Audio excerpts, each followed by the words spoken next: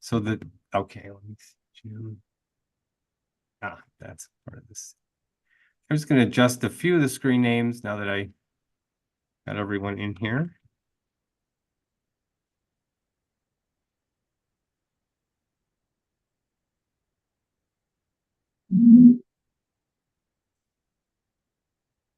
If you hear random noises, it's a dog's. Oh, okay. I saw my box light up. So I do see Rob Sandstorm. Just curious if that person's affiliated with one of the parties. I might have missed. Yeah, I'm sorry, I'm with Superior Water, Light and Power. Okay, great.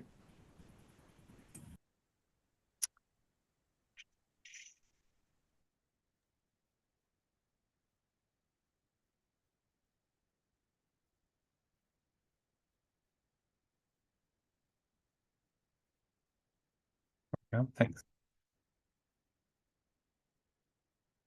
All right, just getting the last few people into the system here. Okay, looks like Can I just ask, is it possible to have Miss Bedford move a little bit to your left because there's a bright light that's making a shadow? Oh, there's one on your right. That's okay. That's all right. Huh. Yeah, it's Thank you. all right. So I think all systems are up and running. We have everyone where at least the parties that we know are represented here. So let's get on the record. Welcome, everyone. This is docket 5820 UR 117, the application of Superior Water, Light, and Power Company for authority to adjust retail electric, gas, and water rates. This is Michael Newmark, Administrative Law Judge for the PSC. We're connected here for the pre-hearing conference on Zoom, and we have the parties and commission staff in attendance. I don't see anyone observing from the public, but we did make the Zoom link available to the public on our notice of hearing. We're also live streaming this hearing on YouTube, and that'll be also recorded on our YouTube channel for the PSC Hearings YouTube channel. It'll be available for review after the hearing. So pre-hearing conferences, we have a few tasks here: identifying the parties, issues, schedule, and other facilitating matters. So first off, I think we did have an order issue that did approve requests to intervene. So let's just get appearances on the record. We'll just go through our service list in alpha order. And while I have that list on the screen share, if people notice any mistakes, errors, or omissions, let us know.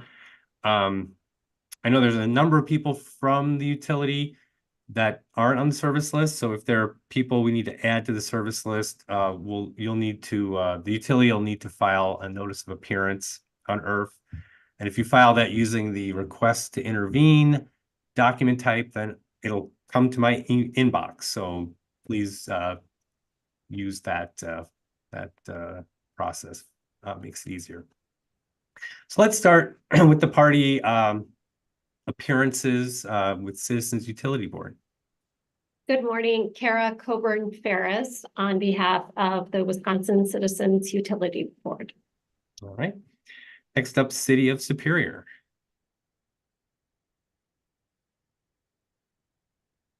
Morning, I'm Jim Payne. I'm the mayor of the City of Superior.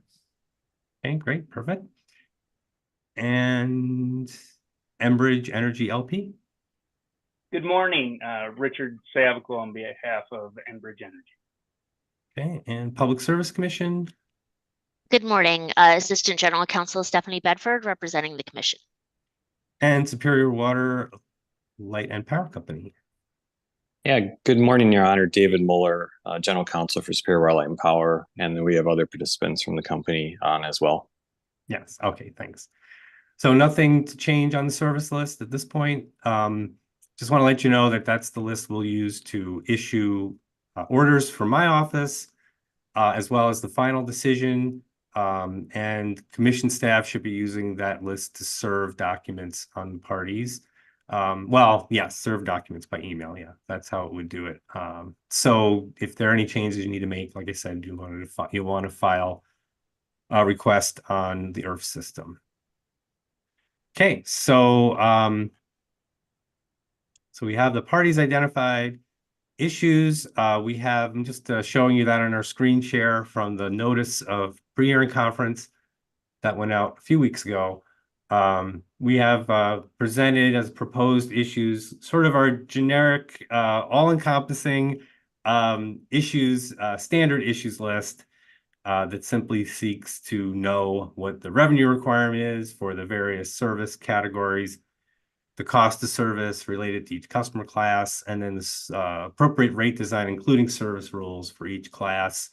If for people who may not be familiar with this, it is intended to be a kind of an all-inclusive issues list to open the case up to issues pertinent to the application to change rates.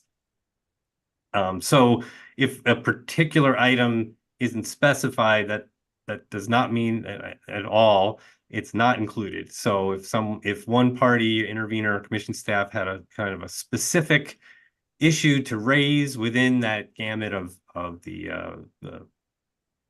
standard issues, it'll certainly be included in those in what we're setting up here. I'm not sure if parties, staff have any comments they'd like to make on that, but I'll open it up to parties at this point, and we can start with the applicant. Any comments on the issues? No, Your Honor. Okay, and Cub? No comment. No. The city? No comment. Thank you. All right, and Enbridge Energy? Nothing, Your Honor. Thank you. All right, okay, so we can approve those. And we move on to the schedule. The staff's proposed schedule, we have here also presented on the screen share. This is, again, more of a standardized schedule we've been using in terms of the timeframes between each occurrence. And also, it's the staff's proposal that integrates its work with the many other cases it's working on at this point. So although we're here to discuss the schedule, we may not have a lot of leeway to adjust those dates, but we can certainly hear from parties about that. So we can start with the applicant. We support the schedule as staff provided, Your Honor. Okay, how about Cub? Hub also supports this schedule, and I just wanted to mention that we really appreciate an opportunity to consider it ahead of time and comment on it. All right. And the city? The schedule works very well for the city. Thank you, Your Honor. Okay. Who's on Enbridge? Sorry. Your Honor, we just note one potential challenge, and I apologize I did not raise it prior to today, but I'm looking at the time between direct and rebuttal. Enbridge currently doesn't anticipate any direct, but we do note that if there is any rebuttal that we need to offer, that is a pretty tight time frame for doing any discovery and preparing that rebuttal. So I'm wondering, and I recognize staff has challenges of many other cases. If we want to keep the back end, if we could perhaps move direct forward a few days, or it's as much an issue of trying to get the utilities experts' attention to answer questions as much as, you know, them trying to prepare their own rebuttal. So okay, just want to open that up as an issue. Okay, so let me give you a little more background, might be helpful. So the August 5th date is direct only from interveners and commission staff. So the applicant's already filed its direct.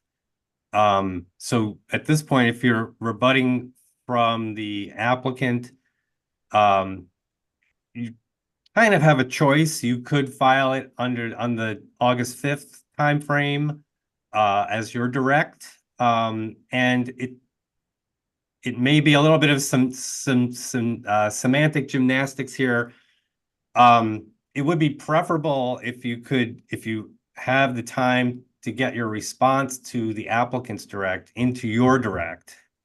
The rebuttal, and the reason why I say that is that there has been times where an intervener may want to raise a new issue or look at something from a different angle.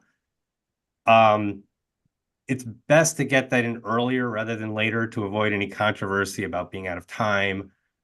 Technically, the purpose of direct is to raise all of your positions and issues in the case, whereas rebuttal is not supposed to raise new issues.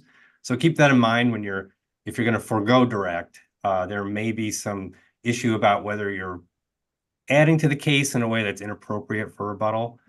So if there's enough time for you to respond to what's already been filed in terms of applicant direct on the August 5th deadline, the intervener direct, I'd advise you to do that.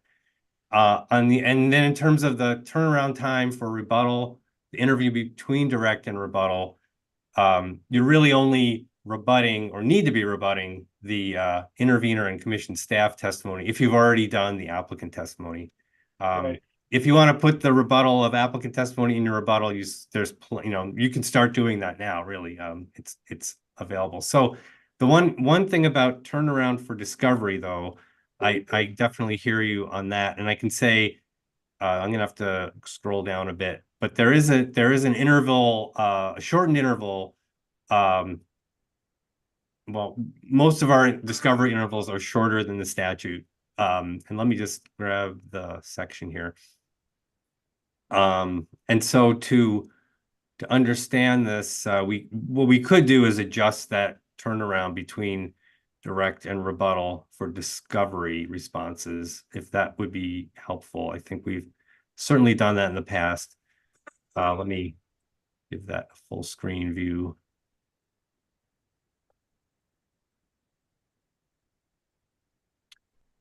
So at this point, according to our Prehearing Matters order, Facilitating Matters order E1A1,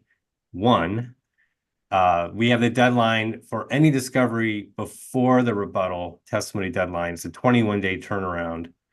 And then after that, after rebuttal, it's a 7-day turnaround. Now we could adjust and make a shorter time frame for after direct, after intervener commission staff direct, because we do have kind of a shortened time span between direct and rebuttal. So in fact, I don't think this 21 days would work at all, right? So we could shorten that. So I'm willing to hear if a proposal would work from anybody.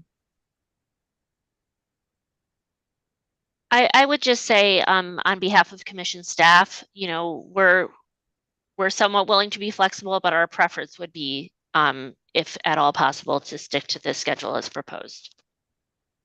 The filing deadlines. Yes, correct. Okay. So in order to facilitate that, though, I think that 21 days after. So if after the final direct is served, it's It's certainly less than 20 days. I think it may be like 14 days between direct and rebuttal. So in order to get discovery on rebuttal into in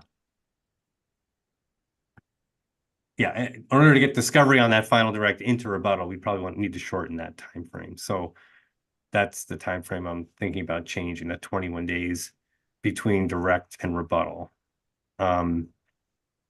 Understood. Yeah. So 10 days would be 10 working days. So it doesn't really give you much difference there, but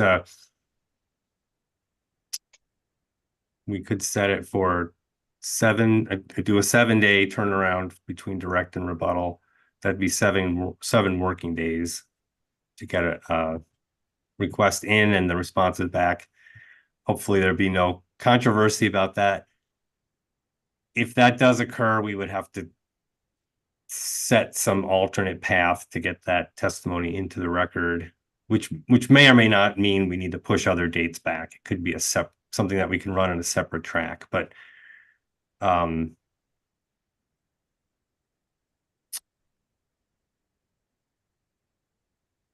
Your Honor, I'm wondering if 5 days would work. You know, if we have 1 or 2 days to digest testimony and think of discovery, pose the question on day 3, 5 days, it gives us 2 days to draft testimony and include it.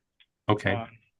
I recognize that could be a challenge for the utility, but Yeah, and I think we always want to use best efforts, and we can always, look at good cause, why it might take longer.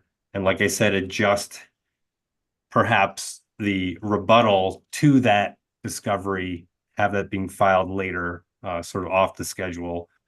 But in the best of all worlds, I think that sounds reasonable. Does anyone else have a comment on that? Your Honor, this is David Muller for Superior Water, Light and Power. I think that sounds reasonable as well. Maybe have that 5-day limitation just limited to the direct testimony that's due on August 5th. So it's not all Yes. testimony or Right. all issues. So that given the schedule and given staff's recommendation to keep the schedule, I think that would be a good compromise. Okay.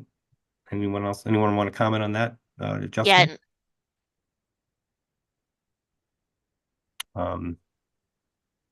I guess I'll ask Attorney Sevicle, any response to that? no, Your Honor, we appreciate the utility's flexibility there. Okay. And I didn't hear Ms. Bedford. I heard that much. Did you say something? no, I was. So I just want to be CUB certainly supports a shorter turnaround time for discovery. okay. Yeah, I think commission staff can support that as well. And then it looks like we do have a kind of a constrained time frame again between rebuttal and surrebuttal. The discovery turnarounds right now at 7 days, which puts you over a week in calendar days. Should we shorten that as well? Maybe make that a 3 working day turnaround?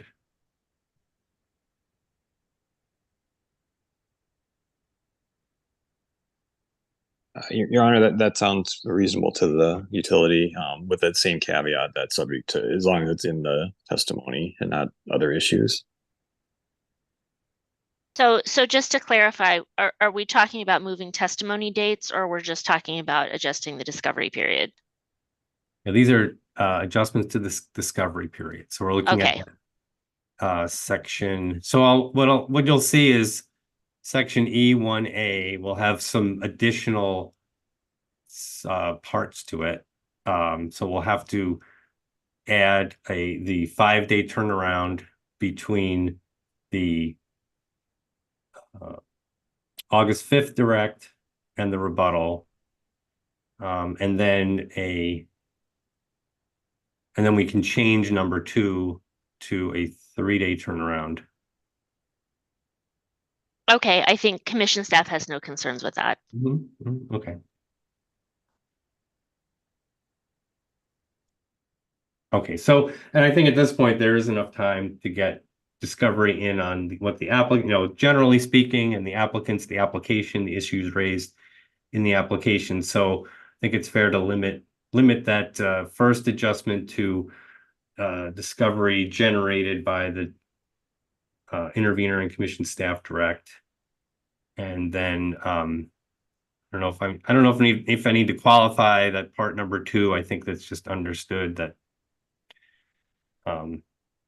we're talking about additional discovery, that issues raised by the rebuttal testimony. So okay, well, I'm glad you raised that, Attorney Sevicle, about the time constraints there. And I think we have a solution that everyone can live with, so I appreciate that. I did want to mention in terms of the party session, it's set for August 30th. So there's an option. We could do this completely on Zoom, or we could set a location for the hearing, and that it would be in Madison in our office. And it would also be connected through Zoom. The way we've been handling those kinds of the way we've handled that that kind of setup is to have attorneys be in person at a minimum, and then witnesses may appear on Zoom. I think that's been working so far, unless a party has a concern and would want, if we are going to have an in-person location and parties then have a concern that certain witness should be in person, that can be raised and we can address it. But I think it's been fairly successful. Zoom hearings have been going fairly successfully, and that kind of hybrid model where we have the attorneys in person for sure at a minimum, and then witnesses having the option to Zoom in has been working. So does anyone have an opinion on what the format of the party session should be?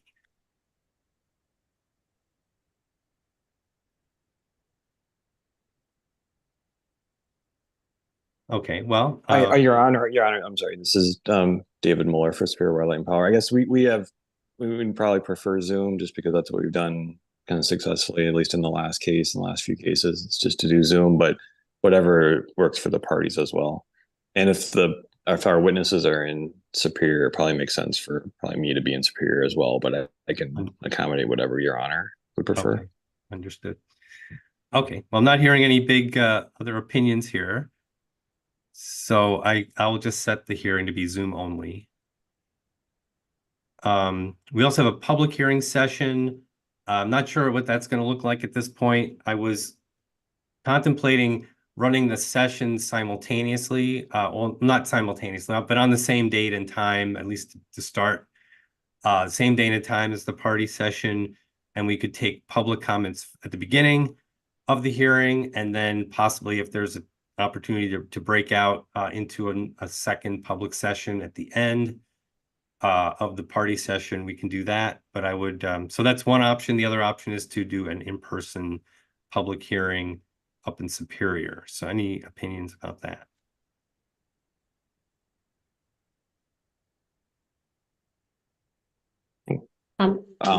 Your Honor, go ahead, Cub. Excuse me, David. Yeah.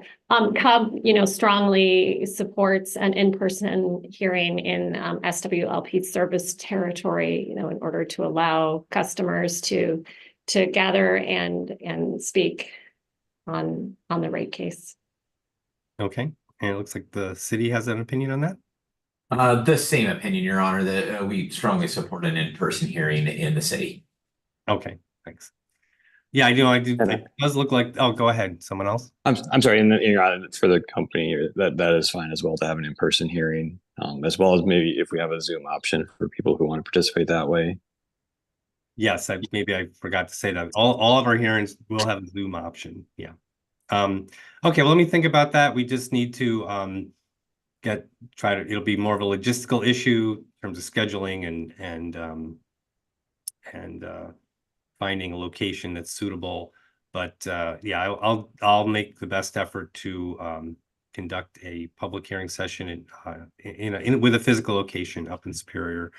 And I do want to note that I know that this it seems from what I've been sort of gleaning from the press that there is significant public interest in this case. Whereas we might not have seen as much involvement, for example, with the city intervening, it seems like there is more interest from the public side so that doing something up in Superior makes sense. I did want to note in terms of party interactions with the public, we do have a section in the Facilitating Matters Order that does address that. And I just wanted to review, since we do have, I believe this is the first time the city has intervened as a party.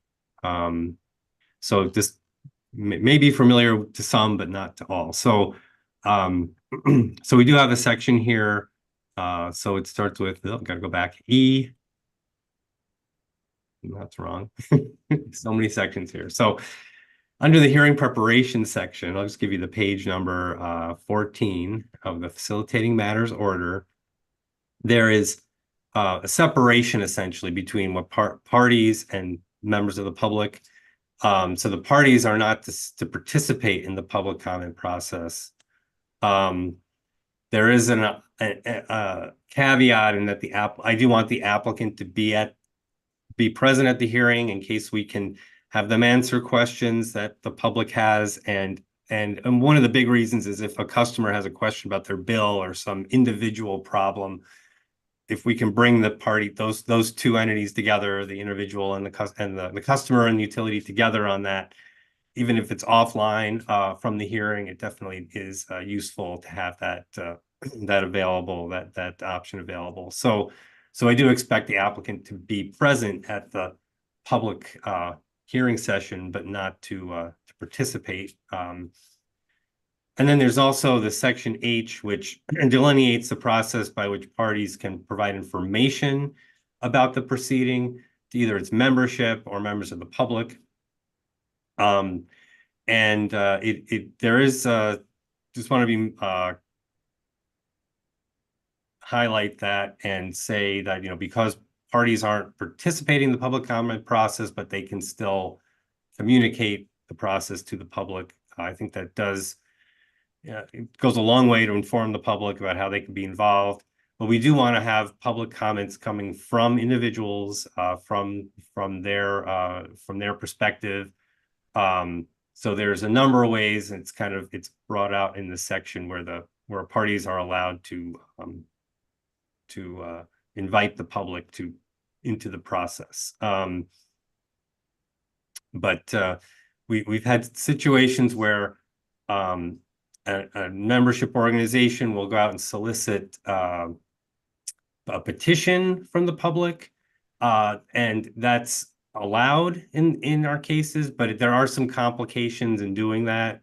So to avoid that extra burden and extra complication, what I would suggest is that if an organization or a party does want to encourage the public to participate, that it show them how to do so as we explain it in our notice of hearing, which gives all the details about participating as a member of the public and filing a public comment. So that's why in that section we we would require that there's the contents of the notice of hearing be provided to the public, and that if there's some sort of translation or different use of that notice of hearing, that the commission receives a copy as well, just to have it on file. So that's a twist, and I know it may be a little different here because we do have the municipality involved as an intervening party. So I want to encourage that participation, but I want to make sure it's within the bounds of due process and done in a way that we can rely on its accuracy and validity. So otherwise, there's a lot of other facilitating matters here, but I think we have set the schedule. You'll see I will be issuing pre-hearing conference memorandum that will reduce into writing what we've done today. And you'll see a section that will be modifying this facilitating matters order in the way we discussed. So I'm not going to change the document that's attached, but it'll be modified by the order. Otherwise, the facilitating matters order document has a lot of details on how to participate as a party, how to file documents, how to name them, how to cite to them. So I just wanted to open up any discussion from the parties about questions, concerns, something that might be confusing at the get-go.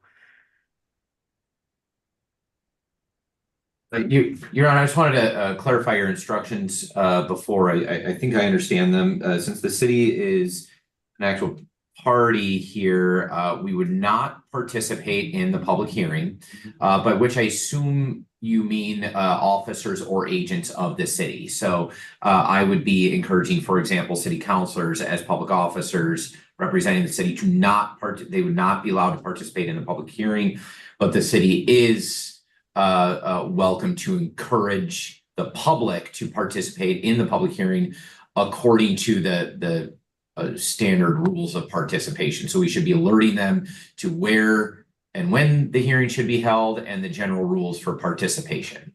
but our actual officers and agents should not be participating at that point. Is that correct? Well, there is sort of a caveat to that, and I'm glad you asked for the clarification. So yes, you're generally correct. And this is nothing the city needs to do, but it's your option to promote the public process to the public.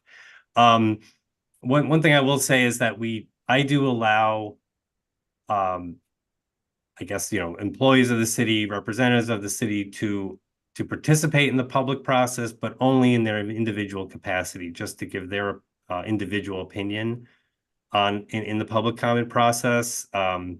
So they would have to be careful to make that distinction and not be speaking for the city or be just reiterating the city's position. I think I don't want to preclude any individual to just make their own personal comment. And so I would just adjust what you said in that way, that I'm not barring any particular person from participating in the public process, but they should just do so as an individual. But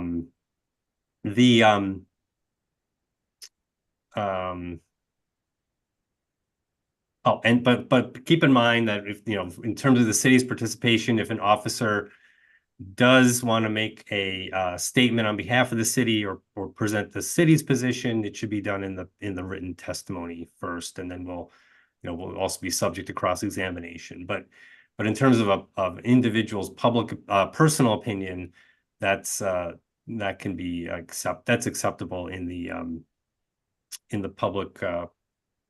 public hearing process. So there is also another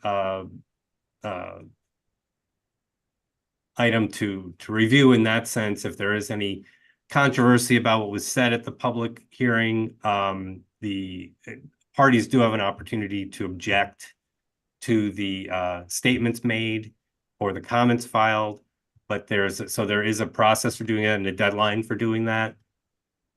But because parties don't participate at the public hearing, parties aren't interrupting with objections on the day. Something that we can review. We review the transcript, and then objections can be made about that. Also, in terms of the comments that are filed, I believe the best way to describe that is that when the comments are offered for the record or entered into the record, then they can be objected to. And the way that process works is that commission staff will create a document that links all of the online comments. It compiles all the comments that are being offered for the record into an exhibit. Once that exhibit is filed, and I can hear an objection to any particular comment that's contained in there. Similarly, when the transcript of the public hearing is filed, then I can hear objections to anything that doesn't seem, in one party's opinion, doesn't seem to fit the standard we're setting. So, any questions on that? From us, thank you. Okay, that's a lot of information just for fairly simple questions. So, just one other thing to say on my end is that if you do have questions or you're confused by the facilitating matters, certainly understandable. Please address those questions first to the commission's staff attorney. Before you is Stephanie Bedford. I believe is Mark also assigned to this case? Yes, Mark is, okay, but I'll be the primary point of contact. Okay, great, thanks. So yeah, they're both in the service list. Yeah, and if there's something that's unusual, out of the ordinary, they can refer that to me as well. So before you're filing, hopefully, if there's time, you would want to get questions into them in terms of the proper way to file documents. Also,